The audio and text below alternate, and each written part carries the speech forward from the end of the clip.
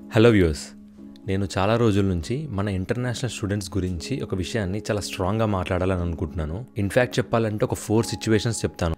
And ఈ 4 సిచ్యువేషన్స్లో నేను కొన్ని కళ్ళారా చూసినవి అండ్ నా చెవులారా విన్నవి మాత్రమే మాట్లాడాలనుకుంటున్నాను. బట్ అండర్లైన్గా చెప్పాలి అంటే ఈ 4 డిఫరెంట్ సిచ్యువేషన్స్ ఒకటే ఒక థింగ్కి రిలేట్ అయ్యి ఉంది, అదే మనీ. ఎస్, మాట్లాడదాము. ఇర్రెస్పెక్టివ్ ఆఫ్ కంట్రీ, మన ఇంటర్నేషనల్ స్టూడెంట్స్ అబ్రాడ్లో ఉన్న విధానం, వాళ్ళు చేస్తున్న పనులు, అవి చేయడం ఎంతవరకు కరెక్ట్, వాటి వల్ల ఎలాంటి కాన్సిక్వెన్సెస్ ఫేస్ చేయాలో ప్రతి ఒక్కటి మాట్లాడదాం. మీకు తెలిసిందే, మన ఇండియా నుంచి చాలామంది స్టూడెంట్స్ అబ్రాడ్కి వెళ్తారు మాస్టర్స్ చేయడానికి. సో ఇలా అబ్రాడ్కి మాస్టర్స్ చేయడానికి వచ్చే స్టూడెంట్స్ ఒక 100% అయితే దాంట్లో 90% of the people are from middle class family are upper middle class family.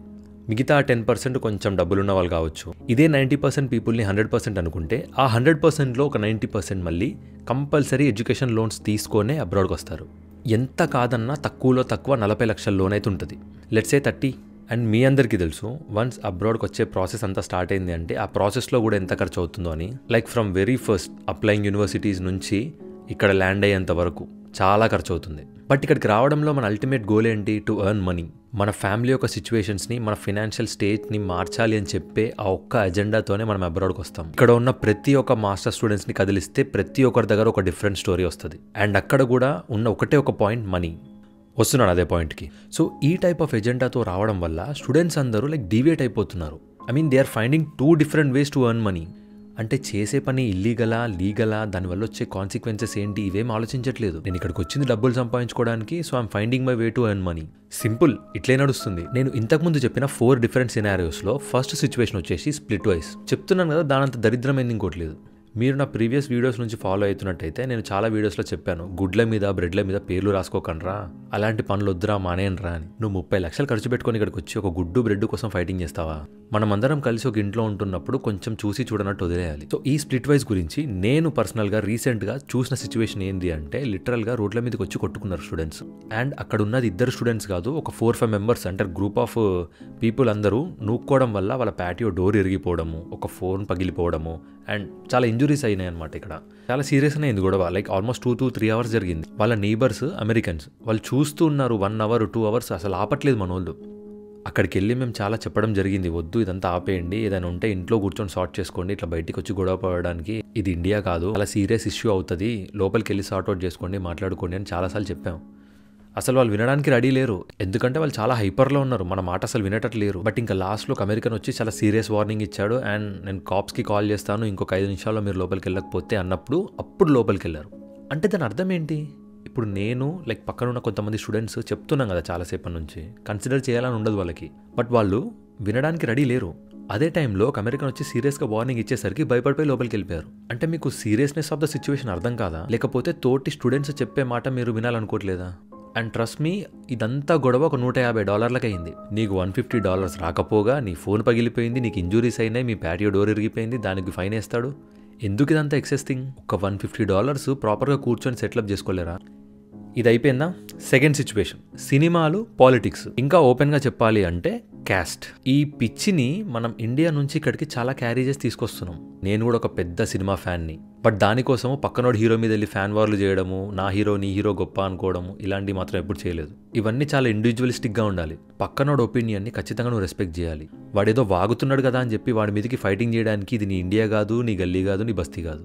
2-3 ఇన్స్టెన్స్లో చూసినాను. ఒక ఇంటికి పార్టీకి వెళ్ళినప్పుడు, అది పార్టీ కాబట్టి ఒక రూమ్లో జరిగింది కాబట్టి సరిపోయింది. ఒకవేళ బయట అయ్యి ఉంటే ఇష్యూ చాలా సీరియస్ అయ్యేది. పార్టీలో ఏం జరిగిందంటే 2 డిఫరెంట్ ఫ్యాండమ్స్ నాకు ఈ సాంగ్ కావాలి అంటే ఈ సాంగ్ కావాలి అని చెప్పి ఆర్గ్యుమెంట్ చేసుకుని ఆ ఆర్గ్యుమెంట్ కాస్త గొడవైంది, గుద్దుకున్నారు బాగా, ఇంజురీస్ కూడా అయినాయి. ఏమొచ్చింది మీకు దానివల్ల? ఎవడేం ఫెచ్ అవుతుండు, ఎవరికి ఏం కాదు. అండ్ ఇంకొక సినారియోలో నేను చూసింది ఏంటి అంటే, వాళ్ళు ఓన్లీ వాళ్ళ క్యాస్ట్ వాళ్ళకే వాళ్ళ రూమ్లో అకామిడేషన్ ఇస్తున్నారంట. బట్ ఎనీవే, అది మీ ఇల్లు దాటి బయటికి రావట్లేదు, మీ ఇష్టం, ఏమైనా చేసుకోండి. కానీ అది చాలా స్ప్రెడ్ అవుతుంది ఇక్కడ. మనం మన సొంత కంట్రీ అయిన ఇండియాలోనే ఈ క్యాస్ట్ సిస్టమ్ని ఎలా డెమాలిష్ చేయాలి అని చెప్పి ఆలోచిస్తుంటే, మీరు ఇంత దూరం ఇన్ని డబ్బులు ఖర్చు పెట్టుకొని ఇక్కడికి వచ్చి ఇక్కడ కూడా క్యాస్ట్, కులం అంటారేంట్రా? మీకు వీసా అప్లికేషన్ చేసింది ఏ కులమోడు, మీకు వీసా గ్రాంట్ చేసింది ఏ కులమోడు, మీకు లోన్ ఇప్పించింది ఏ కులమోడు, మీకు ఇక్కడ యూనివర్సిటీలో అడ్మిట్ ఇచ్చింది ఏ కులమోడు, మీరు ఉంటున్న ఇల్లు అకామిడేషన్ కట్టింది ఏ కులమోడు? ఒక్కసారి ఆలోచించండి. మనం ఆల్రెడీ ఇండియాలో చదువుకొని మళ్ళీ ఇక్కడ చదువుకోవడానికి వచ్చినాం. ఇంత చదువులు చదువుకుంటూ కూడా స్టిల్ క్యాస్ట్ క్యాస్ట్ క్యాస్ట్ అని ఊగులాడతారు ఎందుకు? అండ్ ఒక ఇంపార్టెంట్ పాయింట్ చెప్పడం మర్చిపోయాను మీకు. రీసెంట్గా సంక్రాంతికి రిలీజ్ అయిన 3 సినిమాలో ఒక సినిమాకి మన స్టూడెంట్స్ అందరు వెళ్ళారు. అక్కడ 2 గ్రూప్ ఆఫ్ స్టూడెంట్స్ ఫైటింగ్ చేసుకున్నారు. కాప్స్ అందరు వచ్చి వాళ్ళ మీద లీగల్గా ప్రొసీడింగ్స్ కూడా జరిగినాయి. కట్ చేస్తే అక్కడ సినారియో ఏంది అంటే, కొంతమంది ఏమంటున్నారంటే ఒక అమ్మాయి కోసం కొట్లాడారు ఇద్దరు అని చెప్తున్నారు. ఇంకా కొంతమంది ఏం చెప్తున్నారంటే ఏదో ఫ్యాన్స్ గొడవ, లైక్ ఆపోజిట్ ఫ్యాండమ్స్కి గొడవ అయింది అన్నట్టు చెప్తున్నారు. So whatever it may be, నా దృష్టిలో 2 ఫూలిష్ థింగ్సే. యాజ్ అన్ ఇంటర్నేషనల్ స్టూడెంట్గా చెప్తున్నాను, ఇక్కడ చాలా స్ట్రెస్ ఉంటుంది మన మైండ్కి. నువ్వు ఆ స్ట్రెస్ రిలీవ్ చేసుకోవడానికి చాలా తక్కువ వేస్ ఉంటాయి ఇక్కడ. దాంట్లో సినిమా ఒకటి.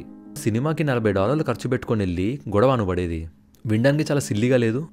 ఎంత కాదన్నా ఇక్కడికి వచ్చే మాస్టర్ స్టూడెంట్స్కి మినిమం 22 ఇయర్స్ అయితే ఉంటాయి. అంటే మీరు ఒక బాయ్ నుండి మ్యాన్గా, గర్ల్ నుండి ఉమెన్గా ట్రాన్స్ఫార్మ్ అయ్యే ఏజ్ ఇది. ఏజ్లో ఏదో ఒకటి చేయాలి, ఏదో ఒకటి చేసి మన ఫినాన్షియల్గా సెట్ అవ్వాలి, మన ఫ్యామిలీని సెట్ చేయాలని చెప్పి ఒక గోల్ పెట్టుకొని వచ్చినప్పుడు ఎలా చేయాలనిపిస్తుంది? అండ్ థర్డ్ థింగ్, ఇన్సూరెన్స్ స్కామ్లు. ఈ ఇన్సూరెన్స్లు స్కామ్ చేసి ఇన్సూరెన్స్ కంపెనీల దగ్గర డబ్బులు తీసుకుంటున్నారు. బేసిక్గా మనం కొనే పాత కార్లు అవి ఎక్కువ రోజులు నడవవు. వాటికి ఇన్సూరెన్స్ తీసుకొని అవి పాడైపోయిన మూమెంట్లో మన వాళ్ళే ఒక దానికి గుద్దేసి దాన్ని రాంగ్ క్లెయిమ్ చేస్తున్నారు. మీకు చాలామందికి తెలుసో లేదో నాకైతే తెలియదు, కానీ యుఎస్ఏలో insurance crime is one of the biggest crimes. మీరు రాంగ్ క్లెయిమ్స్ చేసినట్టు కానీ తెలిస్తే మిమ్మల్ని తీసుకెళ్ళి లోపల పడేస్తారు. అండ్ నాకు ఒకటి అర్థం కాదు, మీరు అలా రాంగ్ క్లెయిమ్ చేయడం వల్ల మీకు ఫ్యూచర్లో మళ్ళీ ఇన్సూరెన్స్ ఇంక్రీజ్ అయింది కదా, ఎందుకు ఈ స్టెప్ తీసుకుంటున్నారు? అండ్ నేను కొన్ని ఇన్స్టా పేజెస్లో కూడా చూశాను. ఇన్ఫాక్ట్ అవి నాకన్నా కొంచెం పెద్ద పేజెస్. అలాంటి పేజ్లోనే నేను ఒక రీల్ చూశాను. దాంట్లో ఈ ఇన్సూరెన్స్ స్కామ్ చేసినట్టు దానికి ఒక ఎలివేషన్ బీజేం వేసి, ఎందుకు ఇవన్నీ చెప్తున్నాను కదా, ఎలివేషన్స్ మాత్రం అసలు పడవు, అటర్నరీ ఫీజులు పడితే జాగ్రత్తగా ఉండండి. ఇక్కడ ఉన్న స్టూడెంట్స్ కావచ్చు, లేకపోతే నెక్స్ట్ ఇంటేక్స్లో వచ్చే స్టూడెంట్స్ కావచ్చు, మీ దగ్గర నుంచి ఇలాంటి టైప్ ఆఫ్ వీడియోస్ చూసి వాళ్ళు చాలా మిస్లీడ్ అవుతారు. అంటే వాళ్ళకి అది ఇల్లీగల్ అని తెలీదు. So please don't do that. Everybody is here to earn money, but earn that in a proper way. And నాలుగోది, బాబాయ్ ఇది కొంచెం భయంకరమైనదిలే, దొంగతనాలు. లిటరల్లీ దొంగతనాలు చేస్తున్నారు స్టూడెంట్స్ ఇక్కడ. రే హౌ, ఎట్లా మీరు ఇక్కడ ఇట్లుంటే ఇండియాలో ఎట్లుండే వాళ్ళు అసలు? వెరీ రీసెంట్గా మిసోరీలోనే ఒక స్టూడెంట్ ఒక ఇండియన్ ఫ్యామిలీ ఇంటికి నానీగా వెళ్ళింది. ఆ ఇండియన్ ఫ్యామిలీ మన స్టూడెంట్స్కి హెల్ప్ చేద్దాము, సపోర్ట్ చేద్దాము ఈ స్ట్రగ్లింగ్ ఫేజ్లో అని చెప్పి మన ఇండియన్ స్టూడెంట్ ఒక అమ్మాయిని వాళ్ళ ఇంట్లో నానీగా అపాయింట్ చేసుకున్నారు. ఈ అమ్మాయి ఫస్ట్ చాలా మంచిగానే ఉండే, బట్ పోను వీళ్ళ దగ్గర ఈమె ట్రస్ట్ బిల్డ్ చేసుకొని కొన్ని రోజుల తర్వాత వాళ్ళ ఇంట్లో నుంచి $7,000 కొట్టేసింది. అండ్ వాళ్ళకి కొంచెం కూడా అమ్మాయి మీద డౌట్ రాలేదు. ఈమె డబ్బులు కొట్టేసిన తర్వాత నేను ఇండియా వెళ్తున్నాను అని వాళ్ళకి అబద్ధం చెప్పి వాళ్ళ దగ్గరికి వెళ్ళడం మానేసింది. బట్ వాళ్ళకి ఎక్కడో చిన్న డౌట్ వచ్చి వాళ్ళ క్లాజెట్ లో ఉన్న కెమెరాని చెక్ చేశారు. ఆ అమ్మాయి దొరికిపోయింది. లిటరల్లీ ఆ అమ్మాయి డ్రావర్ ఓపెన్ చేసి చూసింది, అక్కడ డబ్బులు ఉన్నాయి. మళ్ళీ బయటికి వెళ్ళి ఆ క్లాజెట్ లో లైట్ ఆఫ్ చేసి లోపలికి వచ్చి డ్రావర్ ఓపెన్ చేసి అందులో ఉన్న $7,000 తీసుకొని వెళ్ళిపోయింది. ఎలా వస్తుంది మీకు ఇంత ధైర్యం? కానీ వాళ్ళ డబ్బులు ముట్టుకోవాలంటే భయపడాలి. మీకు ఎట్లా వస్తుంది ఆ ధైర్యం? ఇప్పుడు వాళ్ళు ఒక్కసారి కాప్స్కి కంప్లైంట్ చేస్తే చాలా సీరియస్ ఇష్యూ అవుతుందని వాళ్ళకి తెలుసు. బట్ పాపం వాళ్ళు అప్పటికి కూడా జాలి చూపించి ఆ అమ్మాయి స్టూడెంట్ కదా అని చెప్పి వదిలేశారు. బట్ ఆ అమ్మాయి మాత్రం కొంచెం కూడా రిగ్రెట్ అవ్వట్లేదు. అంటే అట్లీస్ట్ సారీ కూడా చెప్పట్లేదు. అవును నేనే తీశాను, రేపు ఇచ్చేస్తాను, ఎల్లుండి ఇచ్చేస్తానని చెప్పి డబ్బులు వచ్చి ఇచ్చేసిందంట. వాళ్ళకి ఒక్క సెకండ్ పట్టదు కాప్స్కి కాల్ చేసి ఇన్ఫర్మేషన్ అంతా చెప్పడం. బట్ ఆ అమ్మాయికి కొంచెం కూడా రిగ్రెట్ లేదు. అంటే డబ్బుల కోసం వచ్చామని చెప్పి డబ్బుల కోసం ఏదైనా చేస్తారా? అండ్ ఇంకా నా చెవులో పడ్డ విషయాలు ఏంటి అంటే, కొంతమంది ఇవి కూడా అమ్ముతున్నారు. అండ్ కొంతమంది స్పెసిఫిక్గా ఇలాంటి సరదాల కోసమే వస్తున్నారు. అండ్ అతను నాకన్నా 4 years చిన్నోడు. అంటే మీరు ఏం చేద్దామని వచ్చారు ఇక్కడికి?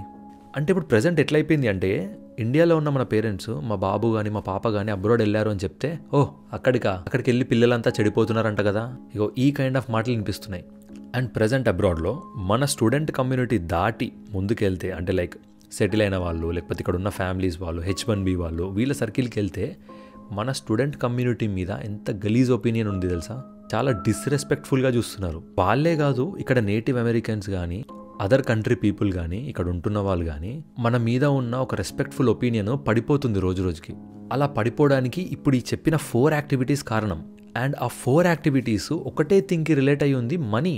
నువ్వు ఎర్న్ చేసుకోవాలనుకుంటే ప్రాపర్ వేలో ఎర్న్ చేసుకో, అంతే తప్ప ఇలాంటి ఇల్లీగల్ వేస్ ఫైండ్ అవుట్ చేసుకొని దొరికిపోయి స్టూడెంట్ కమ్యూనిటీ ఒక పరువు తీయకండి.